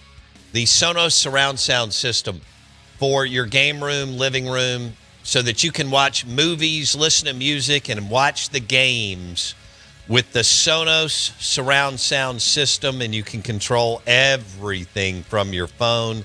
mssmarthomes.com. Call Jake Manning today. mssmarthomes.com. We have it in our house, and then I have it in my man cave, and I love it. The Sonos surround sound system by mssmarthomes.com for your home or condo. We're live in the Bank Plus studio, Out of Bounds, ESPN 105.9 The Zone. We're streaming live on the Out of Bounds radio app and the zone1059.com. Thezone1059.com. Bo Bounds and Straight Funk with me on Christmas week. And happy holidays and Merry Christmas to you. You can hit us up on the Golden Moon Casino text line, 601-885-3776. Twitter X at Bo Bounds. And the Stella Artois caller line is 601-707-3750. Evidently, Ready Teddy had an unbelievable time in Oxford. I bet. On the Golden Moon Casino text line, he says, Bo and Jackson, I was in Oxford from Wednesday through Sunday, and I've never seen anything like it in all my 50 years. Of course. Listening in my truck on the way to work. Love Ready Teddy. Okay. It's a good dude. What do we have here? Bobby to UNC. Did somebody go to North Carolina? Missed it. I don't know. By Petrino? Oh. No way. Petrino? Oh. Could he be the OC? All right, talk to me. Oh, wow. It is. Okay. Hey. Wow. Belichick's OC search focused in on two people, Chip Kelly and Bobby P. And it has emerged as though Bobby P will be the OC for the North Carolina Tar Heels. Okay. I'm with it. Love it. Sign me up. Chip Kelly was fired from the Las Vegas Raiders a couple weeks ago. He was Pete Carroll's offensive coordinator. Of course, there's talk Pete may not survive. Yeah, I know. But He'll may get a little bit of leeway here just because of his success and so on. Well, he was better. What? Who's better than him? Who are you going to replace him with? That's a better coach than Pete Carroll. Well, there's not many out there. There's not. He's a Hall of Famer at the college level and a Hall of Famer at the NFL level. Dang, yeah. Yeah. So, but my point was Chip Kelly's unemployed. Yeah. And we'll remain. No, I mean, we'll see where Chip, it's obvious he wants to be in the NFL. Yes. And he wants to work with that level of player. Yeah. Because he left Ohio State after winning the national championship to get back in the NFL. So, boom. I love Bobby P out there. The revitalization of North Carolina. Here it is. He's great. He's a good coach. OC. Yeah. God, he and Belichick. That's good. I like that. Man, that is two people. Oh, he'll get out the way. Belichick doesn't have a choice, man. He just went. What was their record this year besides terrible? I don't know what they were. Terrible. Yeah. I mean, I don't know if they were 500, which is not. All right, I'm going to guess. I'm going to guess they went 4-8. That sounds about right. See, when I Googled North Carolina Tar Heels, what do you think comes up? Basketball. Bobby P? No, basketball. Well, they've got a good basketball team this year. Yep. Herbert slipped a little bit last year. 4-8. Oh, they went 4-8? No, I'm saying that's a good guess. I like that guess. Don't have the freaking thing. They are 5-7, I do believe. Okay. Man. All right. Unnamed texter on the Golden Moon Casino text line. Bo, tickets were $45 at kickoff, and there were plenty of hotel rooms on the Hilton app. I'm just saying. Really? Well, they still packed it, and they were partying, and they had a good time. Yeah, I mean, tickets were affordable because it was Tulane. I mean, it's just, if you'd have pulled Notre Dame, we're talking about a different deal. You were right. What was I right Yeah, about? they're 4-8. Oh, okay. Yeah, 4-8. Nice. Man, it took you a minute to figure that I out. couldn't figure out where it was. It wasn't listening for me, so I had to go through and count it. When I got to count this early, that's a tough deal, man. It is a tough deal for you. I try to Have you count. counted how many presents you bought? I actually had to take, stock inventory, whatever you want to call it, over the weekend, and we're where we need to be. Don't you have like 28 nieces and nephews? Yes, it's way too many. Okay, do you buy for all of them, or is it something where you only have to buy for a few? How does that work? No, we it just depends.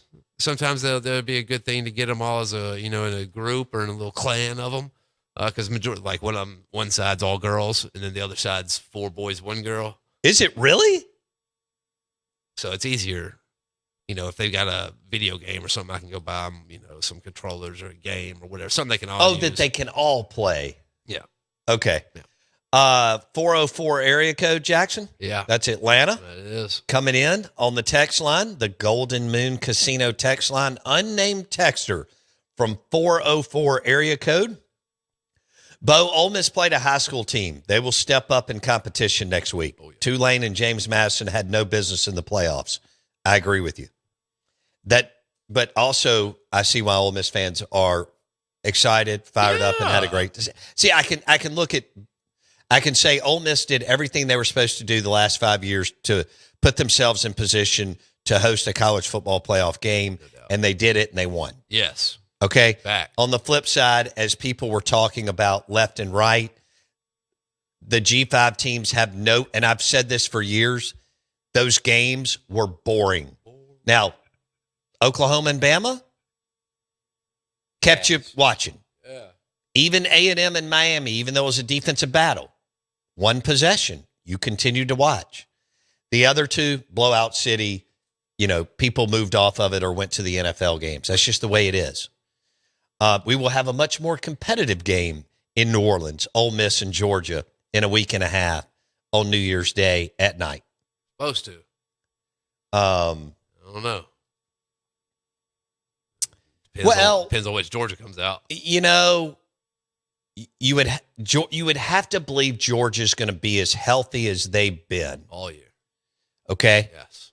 Because they had a pretty nice chunk of downtime between the SEC championship game in Atlanta and blowing out Bama and when they play Ole Miss January 1. Now, Lugan Bill's going to join us in 20 minutes. We're going to go over that game because we're not going to have Tom. Well, we may have. I don't know how that's going to work because I don't know his schedule. So I'm going to go ahead and get into Ole Miss and Georgia now just in case next week doesn't line up. In fact, we're going to do it in 20 minutes. Tom Luganbill, National College Football Analyst with ESPN, more than familiar with Pete Golding and Ole Miss and with Kirby Smart and Georgia. So, how did Ole Miss pull 2 teams they played in the regular season? Isn't that wild that it lined up like that? Hey, the Out of Bounds Show is brought to you by Superior Foundation. Call Todd Sandridge and Trey Pace today if you need foundation repairs, foundation work, new construction and existing.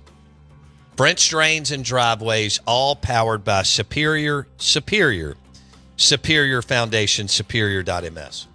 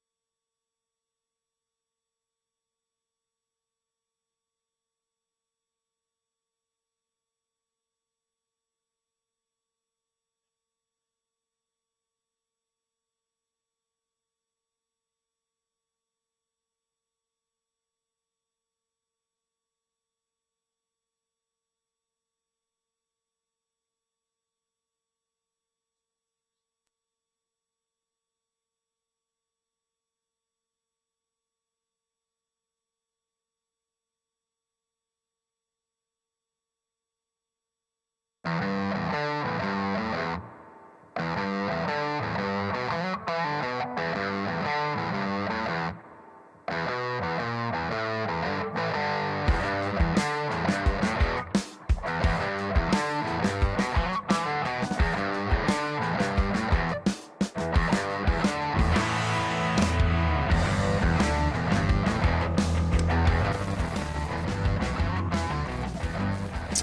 man.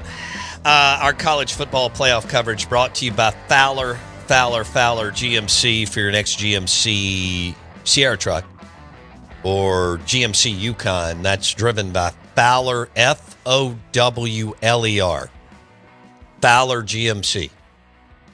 Pearl branded. Boom. Sierra trucks, Yukons, among other options, right? Pre-owned and new, makes and models.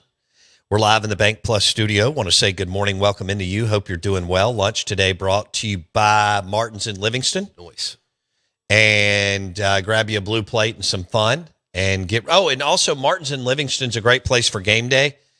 Some of you are going to have already taken off work, or by Wednesday, Thursday, Friday, you'll do some family stuff. And then Friday, Saturday, Sunday, we're loaded with games, both college and NFL. Great place. They've got TVs everywhere. Sound and Communications did them, soundcomav.com. So they've got TVs, everything you can think of that you want to watch at Martin's in Livingston. Beautiful bar and restaurant where 22 and 463 meet. Good morning. Welcome in. Merry Christmas. Happy holidays to you and your family. Thank you for listening to the show in 2025. And we look forward to 2026, which, like you, we've been planning for some time now. It's going to be another exciting year full of fun and entertainment and remotes and travel, and who knows what the next topic du jour will be. Lane has dominated this show and the state for some time. He won 5 of 6 Egg Bowls. He went to 3 Sugar Bowls. Wow. Is this the 3rd or 4th? Anyway, several Sugar Bowls. And now he's at LSU. Pete Golding 1-0 is the head football coach for Ole Miss as they beat Tulane. Rez Dog is on a roll this morning. I talked about Ready Teddy having the time of his life. And Ready Teddy's a big Ole Miss fan. He texted us he had a great time Wednesday through Sunday. Rez Dog says, so Ready Teddy likes watching scrimmage games. And cool. I mean, it was a warm-up. Warm-up? It was like a jamboree. What is Gunnar Stockton? Yeah, dude, he could eat. All right, so we got Gunnar Stockton against Trinidad Chambliss. Right. And this could be one hell of a ball game. And Georgia has had an opportunity to get healthy. Yeah. They ran the gauntlet on their schedule. And then they had to play another game, a physical game rematch against Bama, as y'all all know, right? Bama beat them at home. Then they beat Bama on a neutral field 60 miles down the road from them in Atlanta. And now somebody asked, Bo, if Ole Miss beats Georgia, who do they play? They play the winner of Ohio State and Miami. Yeah. Okay? So that's what you're looking at. Which we feel like, obviously, would be Ohio State, I think. Oh, yeah. I think Ohio State wins that game. I mean, they're very, very, very, very good. They're a 9.5-point favorite over Miami. What are we in quarters? Yeah. Boy, God bless Miami's field goal kicker. Damn nations.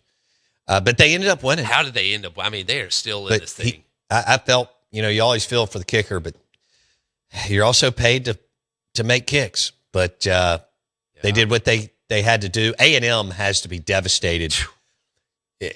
What a year.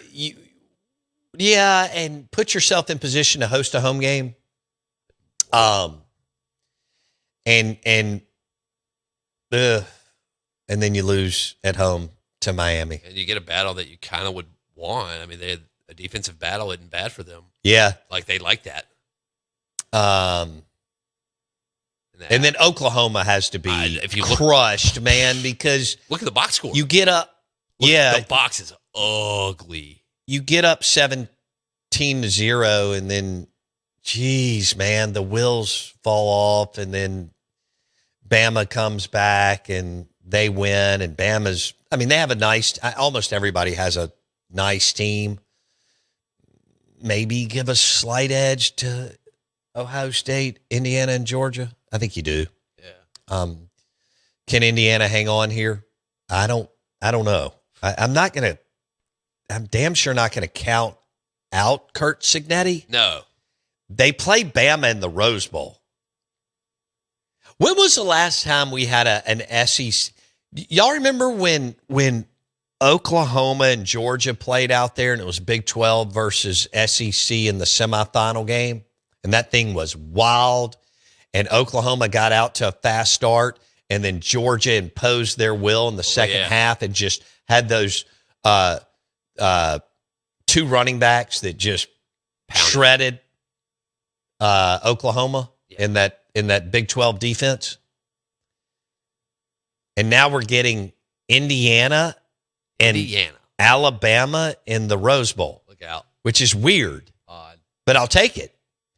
Kurt Cignetti coached at Alabama.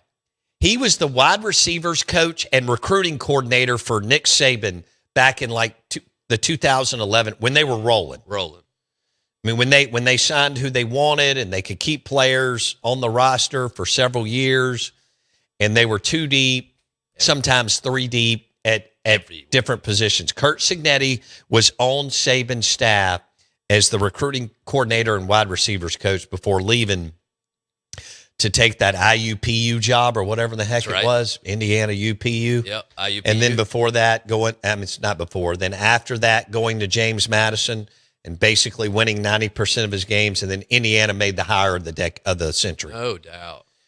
They did. I mean, along with, I guess, Bama and Saban and some others, but goodness gracious. Bama rushing yards. You know how many rushing yards they finished with over the weekend? How many? 28. It's pitiful. And Oklahoma only had 55, but... Well, that's pitiful. I mean... It's unbelievable. Total yards, Alabama 260 to 362. Well, let me tell you what. 260 to 362? That's, yeah. Ole Miss and Georgia want to run the football. Oh, yeah. Okay? They do. Not that they can't throw it. Right. With Chambliss and Gunner. Would rather. But they want to hammer, Lacey. Yeah. Oh, yeah. I mean, Lacey looked good. Now he got I guess he got a stinger. Yeah, he got a little ding.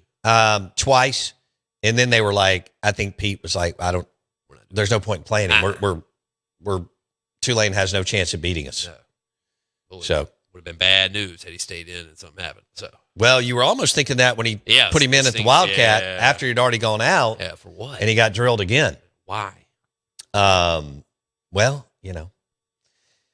that's a good question. But give them what they want. That's what we do. We give the people what they want. It's facts. Speaking of, the show is driven by Rick's Pro Truck, spraying bed liners and lift kits, tires and wheels. Let's go over the 3 locations. You got Casey, who runs the Gluckstadt, Madison County. He's a huge Notre Dame fan. Tell him that they need to join a conference. Yeah. RPT, Gluckstadt. Do something right. Boom. RPT, Rick's Pro Truck, Flowwood. Right by, right in the heart of Flowwood on Lakeland Drive. It is. Bam. And then RPT Commercial in Pearl, diagonal from Miskelly Furniture. Y'all want me to talk Mississippi State and Ole Miss basketball? I can't do it right now, but I will when we come back from the break. I'm not really excited about either team. And we got Tom Luganville coming up. Yeah. No, I meant when we come back. I'm sorry, from Christmas break. Gotcha. Not from this break. You're right. Thank you. That didn't come off right. Tom Luganville coming up next on Ole Miss, Georgia. Yeah. National college football analyst with ESPN, Tom Luganville, on the Farm Bureau Insurance guest line, talking Rebs, Georgia Bulldogs in New Orleans.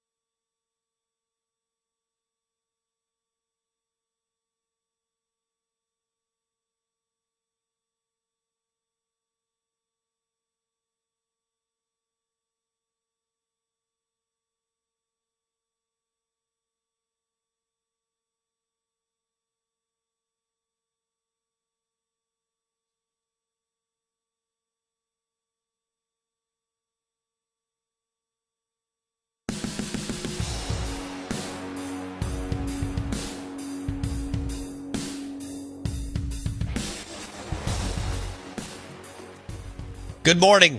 Welcome into the Out of Bounds Show, ESPN 105.9 The Zone.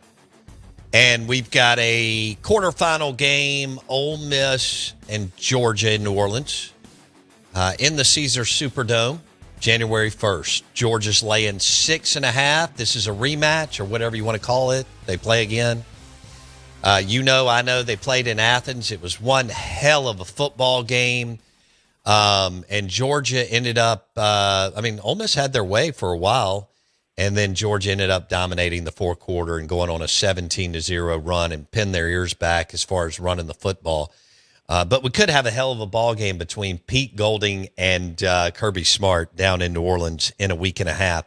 We are the Out of Bounds Show. We're driven by Total Transportation of Mississippi. They offer nationwide and regional routes for solo and team drivers. Apply today, totalms.com.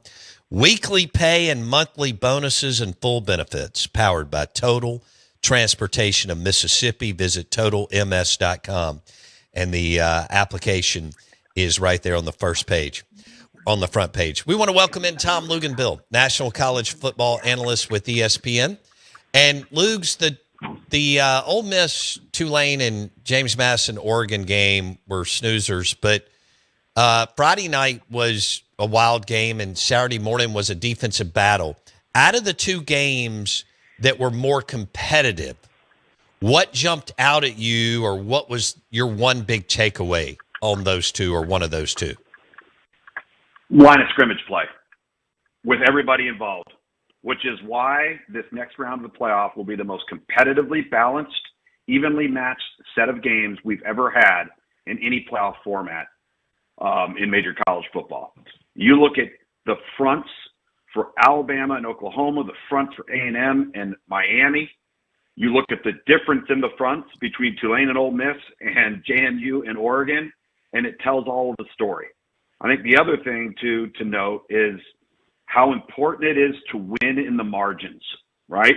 That game for Alabama and Oklahoma did not flip until Alabama made a play in the kicking game, which changed their field position status, which had been horrible in the entire first quarter. The kicking game in the Miami-Texas A&M game with the wind looked like it was going to doom Miami. They somehow overcome it because they were able to generate a run game in the latter part of the third quarter and the entire fourth quarter. So it's those little tiny things that become big and magnified now that the matchups are getting even more squarely competitive than, let's just say, what we saw from Oregon and JMU and, of course, Tulane and Ole Miss. All right, I like it. Tom Luganbill on the Farm Bureau Insurance Guest Line. Ole Miss, Georgia. Georgia's laying 6.5. They already played. It was a hell of a football game. Pete Golding against Kirby Smart. When you're sizing this up and looking at this matchup, where do you start, Luke? Oh, it's a really good question, because I think when you have rematches like this and you're really starting to study and you're making a play for, okay, where's the edge here? What did we do last time? What did we do this time? What worked? What didn't work? The quarterback position, I think, for both players is so dramatically improved. So I think you have to account for that. But for me, I think that you cannot, if you're Georgia, who's played unbelievable team defense the last 4 weeks, not counting the Charlotte game, they have just absolutely dominated their opponent. But with Trinidad Chambliss at Ole Miss, the X factor there is his ability to run. And I also believe the X factor for Ole Miss on defense is when Mike Bobo wants to, he can get the quarterback going and create problems for Ole Miss as well. So I think that part of it is the most important thing to me, is how can you create a defensive game plan where the quarterback's legs are not a factor? And that's a challenge. I mean, look at the Miami-Texas A&M game in the first half. How many times did Miami have Marcel Reed dead to rights, right, in that first half? It was going to be a 6-yard loss, a 7-yard loss. And almost all of them were on third down. And the next thing you know, it's a first down because Marcel Reed made plays with his legs. You can't allow that to happen in any way, shape, or form if you are Georgia or Ole Miss on defense. Okay. All right, so we got Gunnar Stockton and Trinidad Chambliss that have improved throughout the year. Who has more weapons on the offensive side of the football, Ole Miss or Georgia? I think Ole Miss has more weapons. I think Ole Miss has better pure skill as a whole in terms of the variety of different weapons they have. But it's also two entirely different modes of operation, if you will. You know, Georgia is a heavy outside screen team. They have not been a notable vertical passing game. They haven't been a big explosive wide receiver team, and Ole Miss has. So the approach is a little bit different. I think Ole Miss tries to utilize some of their personnel more so in the intermediate and deep passing game, where Georgia's going to run the football. They're going to throw the quick screens on the perimeter to try to supplement the run game and then let guys do what they do in space. But I would go with Ole Miss just because of how they attack the field. Who's better when you take both line of scrimmages?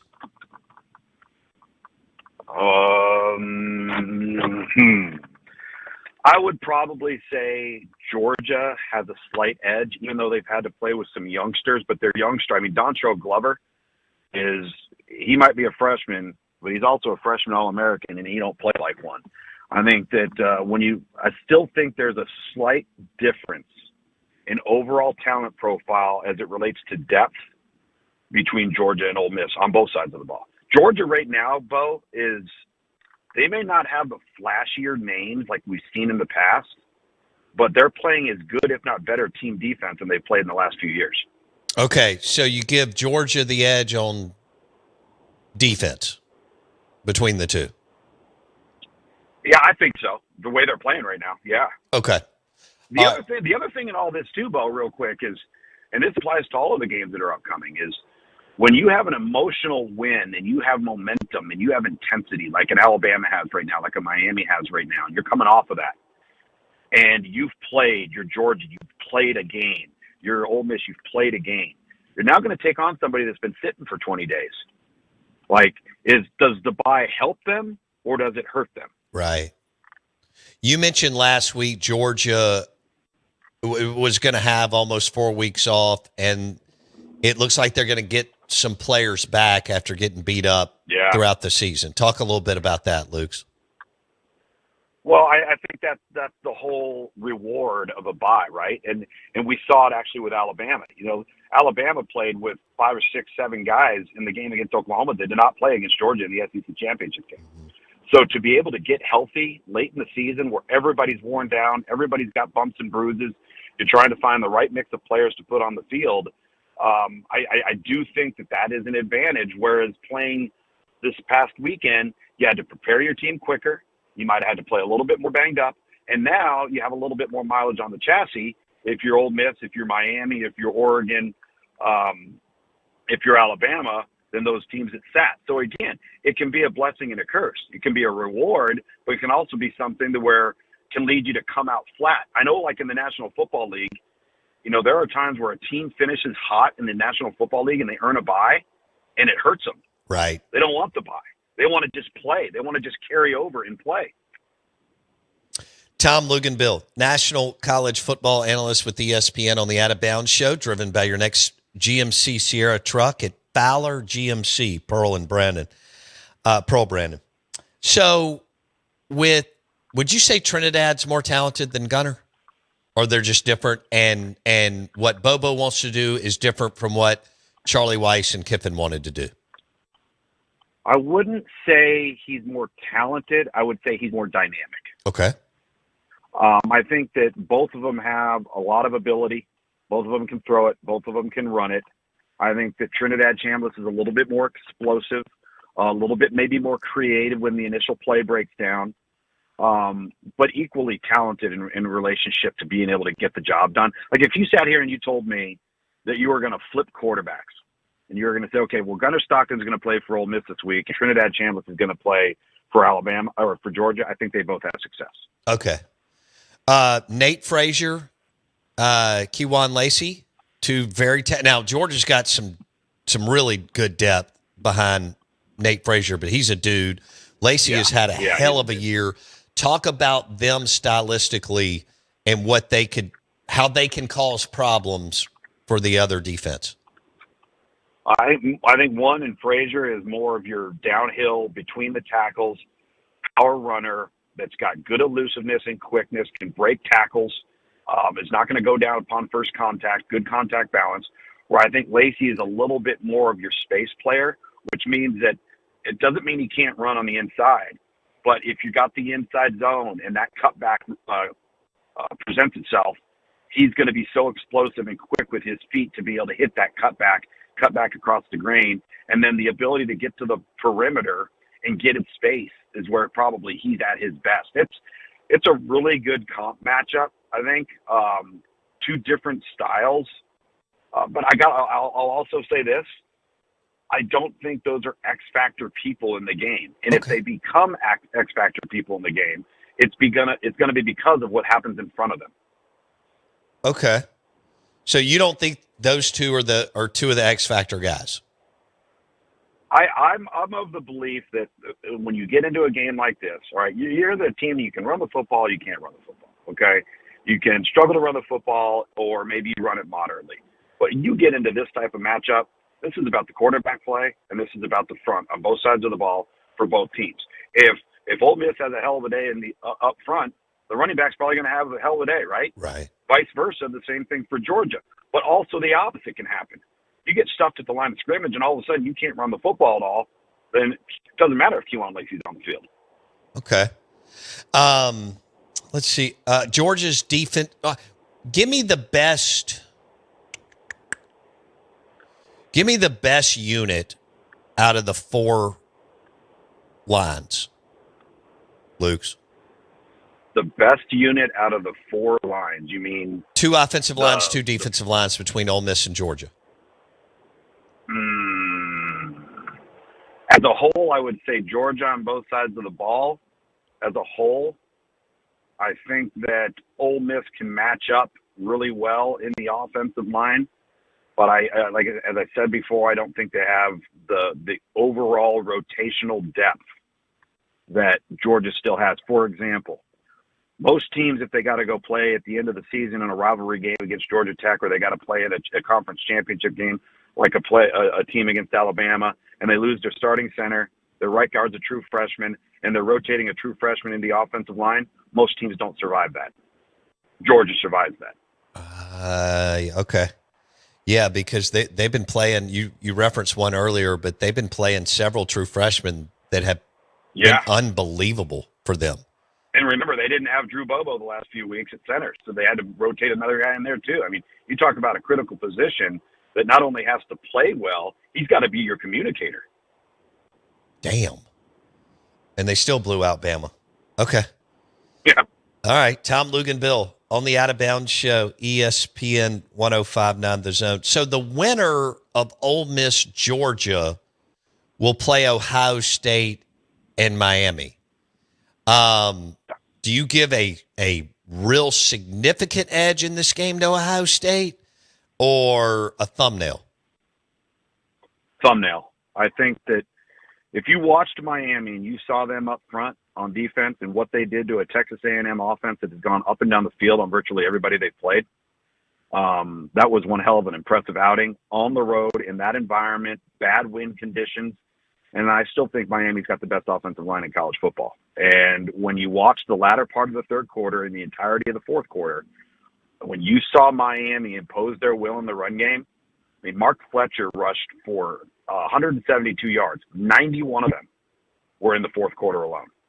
And they just laid it on A&M. And so the challenge, again, and I said this earlier about some of the plays that Marcel Reed made with his legs, and Miami eventually shut it down, but that's not how the game started.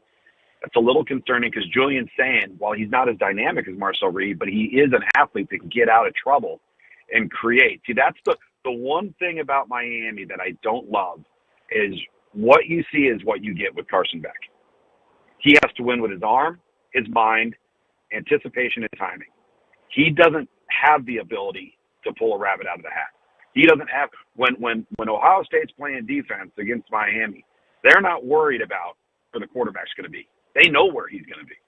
They don't have to worry about rush lanes. They don't have to worry about scrambles because that's not what he brings to the table. And I think that's an advantage for Ohio State on defense. Luke's hanging out with us on the Out of Bounds Show. We're talking college football playoffs. So the winner of Georgia and Ole Miss plays the winner of Miami and Ohio State.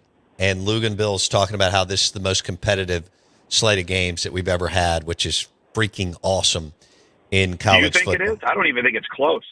I do think it is. I don't even think it's close. I mean, it God. is, when you look at how these teams are built, look at why they are there, and all of the and the shame of it is we had to go through those two Group of 5 teams this past weekend, while a Notre Dame and a Texas or a Vandy or a BYU is sitting at home. So the number one thing we need to do is we need to quit pretending that this is the 12 best teams in college football. Right. It's not. It's not. And I love the Group of 5. I broadcasted dozens upon dozens of Group of 5 games for years.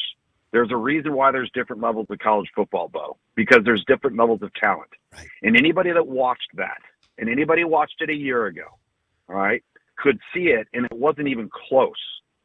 So if we're going to do anything to try to improve this deal, we have got to come up with, I think, some more stringent standards for the Group of 5 to be included. And I don't want to. We're basically it's socialism versus capitalism. It is. And it's not good for the sport. It's not. And again, that doesn't take away from the accomplishments of a JMU. Or Absolutely not. But it's man against boys. It's varsity versus JV. And you know what we can do? Let's go out. Yeah, I got a great idea. How about we go out and we use all the bowls that nobody cares about anymore, and we use those bowls to create a Group of 5 playoff? Absolutely. Right? Now you got interest in the bowls. Yes. You got interest in the bowls. You have an opportunity to advance.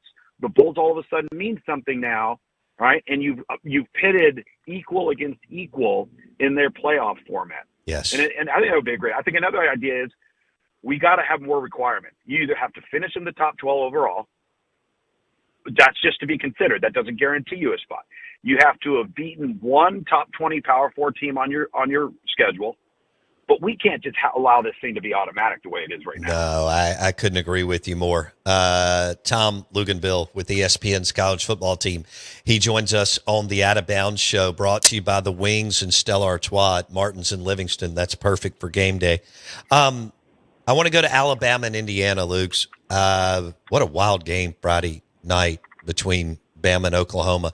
How much trouble is Alabama in going to play this game in the Rose Bowl and the fact that they can't run the football against a Kurt Cignetti team and the way they're built on defense, Luke's? Well, it'll be interesting to see which Alabama team we see. Is it the one in the last 2 quarters or the first 2 quarters on offense? Because offensively, they started to hit their stride in the second half and started to kind of control the narrative. Because that first half, I think that Alabama knows exactly who they are. They know what their deficiencies are. They know what their strengths are, which requires them to have to win in the margins. So if you look at that game against Oklahoma, all right, clearly Oklahoma wins early on offense. It's 17-0. But then what happened? Alabama won in the kicking game. As a result, with the block punt, shifted field position. Then they started winning on defense. So Alabama won 2/3 of that game and got themselves back in it, and then all of a sudden the offense came alive. Against Indiana, I agree with you. Indiana has shut down, for the most part, Oregon's attack and Ohio State's attack. Unbelievably impressive. But I do believe there's something to be said for having lived in this environment for so many years the way Alabama has. The fact that they have played, they have the opportunity to carry over that momentum, and I'm going to be very interested to see how Indiana shows up. They'll be well prepared. They're going to be well coached. They're the number 1 team in the country. They've earned it. I get all of that. But I do think that as a team, as a whole, Indiana's the better team. But if you allow Alabama and their talent to linger and hang around, you're going to be in a dogfight in the latter part of the fourth quarter. Okay. All right. So you give a slight edge to Ohio State in the Ohio State-Miami game, I think is what I'm picking up here. All right. You give a slight edge to Indiana in Indiana-Bama, but you made the point on Bama's what they've done the last 15 years. All right. And then Ole Miss, Georgia, I think I'm picking up a very slight edge to Georgia in that game. Very slight. That's my biggest toss-up. Actually, yeah, that's my biggest toss-up. And if you ask me, okay, what's the one you're most concerned about? Without question, it's Texas Tech. Because Texas Tech has not played a team even remotely close to what Oregon is all year long. Okay. In the trenches, physicality, right? Yeah. In the trenches, the skill on the perimeter, the quarterback, Oregon is an entirely different animal. And while Texas Tech has met or exceeded every expectation that was placed upon them this fall, this is also uncharted water for them. And they too have been off. While basically Oregon just had a scrimmage and they played a ton of their twos and their threes, in some instances their fours in that game to prepare them for a run. That would be the biggest concern, in my opinion, of the matchups that we have. Not because Texas Tech's not capable, but because you look at, hey, listen, Ole Miss and Oregon have played, okay? We saw Alabama, Oklahoma, they're familiar with each other. They've played each other before. You got Ohio State. They're going to be familiar with Miami's talent. But this is not familiarity with Texas Tech. Good point. Okay. Tom Luganville on the show. We only got a minute or so. What's your schedule just out of curiosity, what's your schedule the next 2 weeks? Unbelievably, I don't have anything on the slate in writing right now, so I get to reintroduce myself to my family and spend some quality time at home. I'm not on the road. I actually get to be home for Christmas this year.